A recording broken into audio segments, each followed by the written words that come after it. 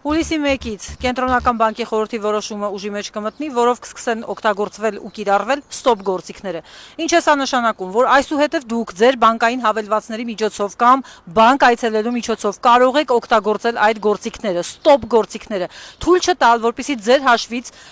քարտից քարտ փոխանցումներ կատարվեն, վարկեր ձևակերպվեն, հա, կոնկրետ արգելեք, կոնկրետ հաշիվներից դա անել, օրինակ խնայողական ձեր հաշիվներից դա անել, օվերդրաֆտ օգտագործել եւ այլն։ Սա պատասխան է Կենտրոնական բանկի կողմից զեղծարարությունների այն շղթային, որ տևական ժամանակ բարձրաձայնվում է։ Հիշեցնեմ, դեպքեր կան բազմաթիվ, որոնց մասին խոսվում է։ Օրինակ եղել է դեպք, երբ զեղծարարները գողացել են մարդու բանկային հավելվածի ըստ էության կոդը, հետո օգտագործել են դա, խնայողական հաշվից տեղափոխել են ընթացիկ հաշիվ եւ 30 անգամ կանխիկացումներ են արել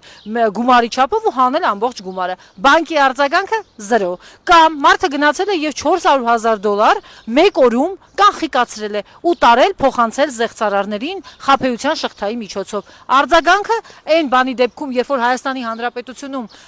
կանխիկով շրջանառությունը $300,000 է, 0, ոչ մի։ Հիմա սա շատ լավ արձագանք է, իսկապես կարգավորող մարմինը սրան արձագանքում է, բայց ես հարց ունեմ.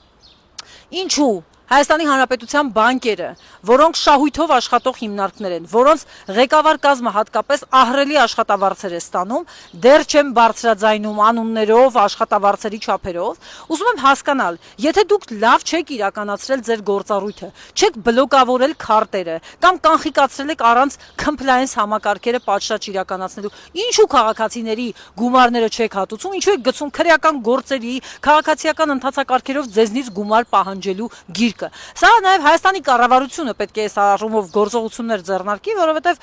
Կենտրոնական բանկը նաև որպես կարգավորող մարմին առաջին հերթին անելիք ունի, որովհետև չի կարող մարդկանց խաբեության հաշվին, որտեղ մարդը համակարգերի պատճառով իր գումարները պահում է բանկերում, ինքը լինել պակաս պաշտպանված, քան եթե դա տանը ինքը կպահպաներ, հա, մարդկանց տարիներով ամբողջ կյանքի խնայողությունները դուք չեք կարողանում պատշաճ պաշտպանել ու հետո հրաժարվում հատուցումից։ Ես այս պահին ուշադրությունն եմ հրավիրում եւ Կենտրոնական բանկի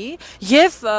Հայաստանի կառավարության, որպեսզի պատշաճ գործողություններ ձեռնարկեն, այսինքն կարելի է վարորդներին ներել, տուժած քաղաքացիների գումարները ներել, ինչ է, բան չեմ ասում, այդպես եք որոշե, հրաշալի, բա այս դեպքում ով պիտի արձագանքի, բա այս դեպքում ով պիտի պաշտպանի Հայաստանի քաղաքացիների շահը բանկերից։